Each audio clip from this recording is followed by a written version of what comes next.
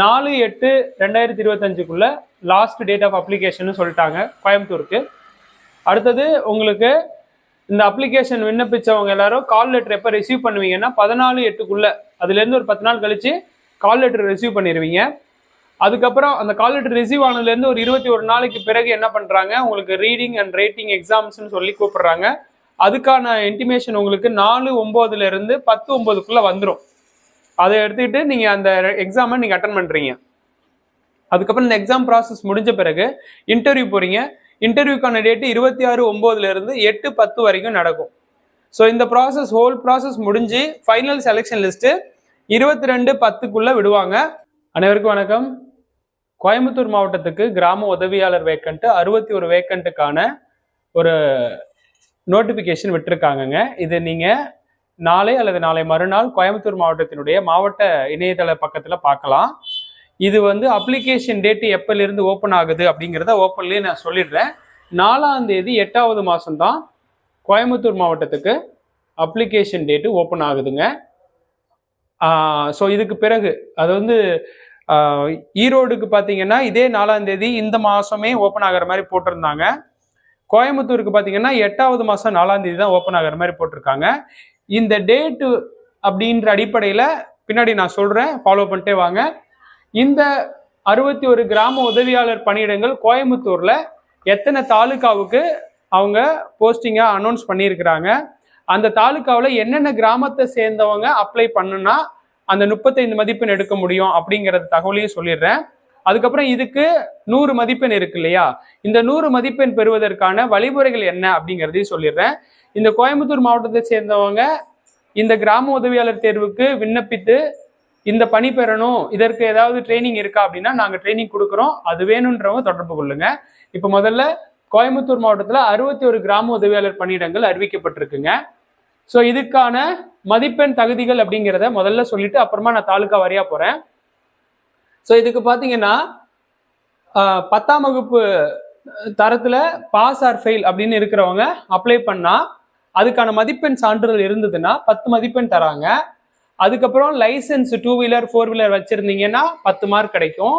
ஒருவேளை லைசன்ஸு என்கிட்ட இல்லை ஆனால் எனக்கு பைக் ஓட்ட தெரியும் அல்லது சைக்கிளாவது நான் ஓட்டுவேன்னா ஆன் த ஸ்பாட்டில் சைக்கிள் ஓட்டி காமிச்சா 10 மதிப்பெண் தராங்க. அதுக்கப்புறம் எழுத்து வாசிப்பு திறன் இது அவங்க முன்னிலையில் நடக்கணும். அந்த இடத்துல உங்களுக்கு மதிப்பெண் சான்றிதழ் மாதிரி, அதாவது மதிப்பெண் போடுறதுக்கு அவங்க 30 மதிப்பெண் போடுவாங்க. எழுத்து தேர்வுன்னு ஒன்று அட்டன் பண்ணணும், வாசிப்பு திறன் தேர்வு அட்டன் பண்ணணும். அதுக்கப்புறமா இங்கே நாம சொல்ல போற இந்த கிராமங்கள்ல இருக்கிறவங்களா இருக்கிறீங்கன்னா உங்களுக்கு இப்ப கரவழி மாதாப்பூர் அப்படின்னு ஒரு ஊர் சொல்றாங்க சூலூர்ல.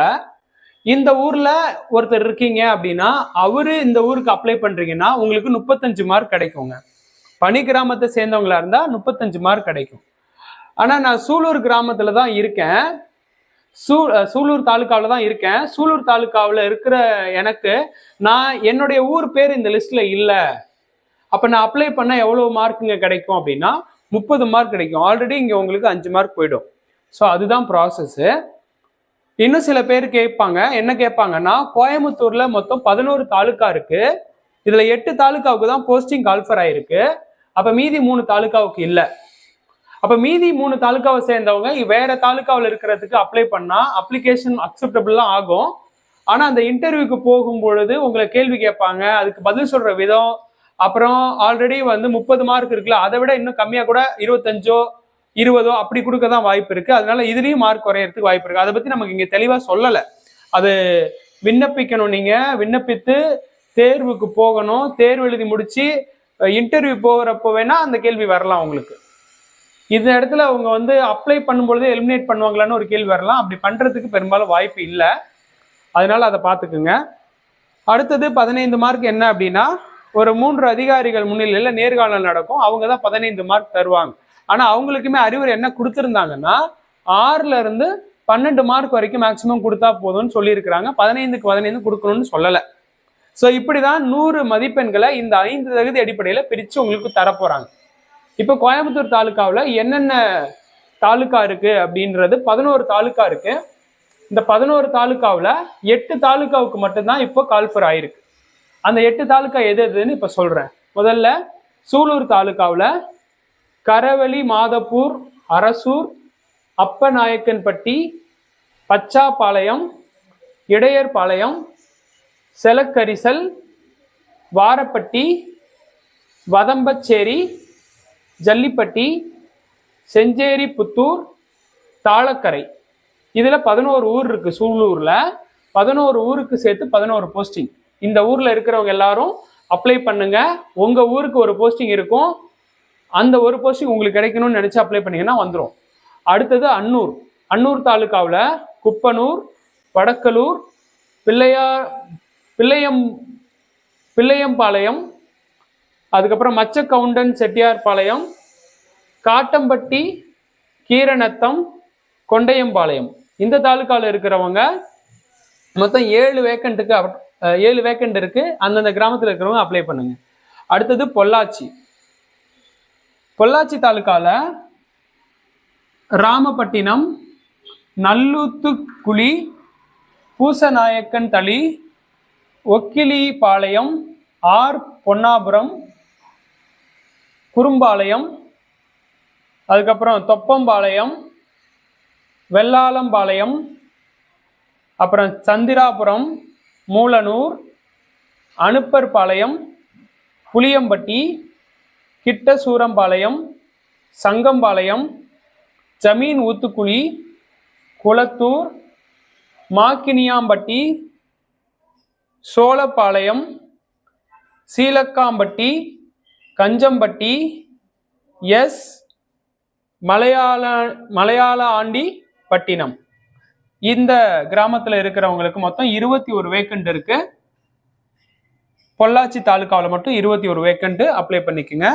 அடுத்தது கிணத்துக்கடவு தாலுகாவில் மொத்தம் 4 வேக்கண்ட், 4 கிராமம், சொலவம்பாளையம், சோழனூர், கிருஷ்ணராயபுரம், அதுக்கப்புறம் தேவனாம்பாளையம், இந்த 4 கிராமத்தில் 4 வேக்கண்ட்.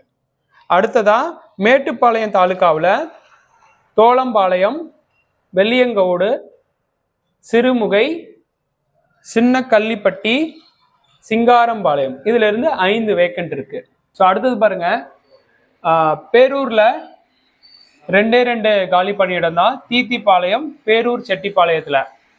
அடுத்தது கோயம்புத்தூர் வடக்கு, அதுல பாத்தீங்கன்னா பிளிச்சி கிழக்கு, மேற்கு, இது 2லயும் இடம் இருக்கு. அடுத்து குடம்பாளையம், அதுக்கப்புறம் பெரிய நாயக்கன் பாளையம், நரசிம்ம நாயக்கன் பாளையம், தெலுங்கு பாளையம், அனுப்பர்பாளையம், இதுல எல்லாம் ஒவ்வொரு இடத்துலையும் ஒரு இடம், மொத்தம் 6 இடங்கள் இருக்கு. அடுத்தது ஆனைமலையில மார்ச்ச நாயக்கன் பாளையத்துல 1, தலவாய்பாளையத்துல 1, காளியாபுரத்துல 1, அங்கலக்குறிச்சியில 1, துறையூர்ல 1, மொத்தம் 5 வேக்கண்ட் இருக்கு. ஸோ இப்படி 8 தாலுகாக்களுக்கு இந்த காலி பணியிடங்களை அறிவிச்சிருக்கிறாங்க. மதுக்கரை, அதுக்கப்புறம் பார்த்தீங்கன்னா வால்பாறை, இன்னொன்று, அந்த மாதிரி ஒரு 3 தாலுகா மட்டும் காலி பணியிடங்கள் கொடுக்கல. ஸோ அடுத்தது பாருங்க,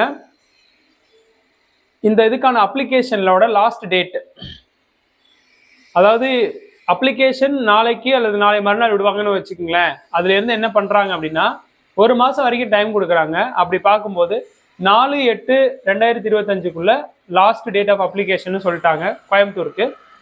அடுத்தது உங்களுக்கு இந்த அப்ளிகேஷன் விண்ணப்பிச்சவங்க எல்லாரும் கால் லெட்டர் எப்போ ரிசீவ் பண்ணுவீங்கன்னா 14/8 அதுலேருந்து ஒரு 10 நாள் கழிச்சு கால் லெட்டர் ரிசீவ் பண்ணிடுவீங்க.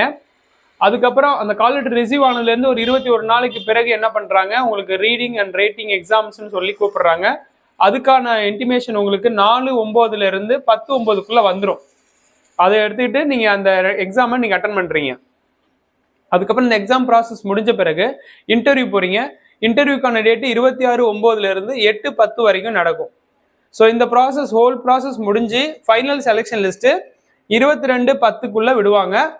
இந்த டேட்டில் வர ஃபைனல் செலெக்ஷன் லிஸ்ட்டில் உங்களோட நேம் இருந்தது அப்படின்னா இங்கே சொல்லியிருக்கிற இந்த கிராமங்களுக்கு நீங்கள் செலக்ட் ஆகிருக்கிறீங்க, உங்களுக்கு போஸ்டிங் கொடுத்துட்டாங்கன்னு அர்த்தம். ஸோ இது மாதிரி அடுத்து ஒரு பயனுள்ள வீடியோட சந்திக்கிறேன். நன்றி, வணக்கம்.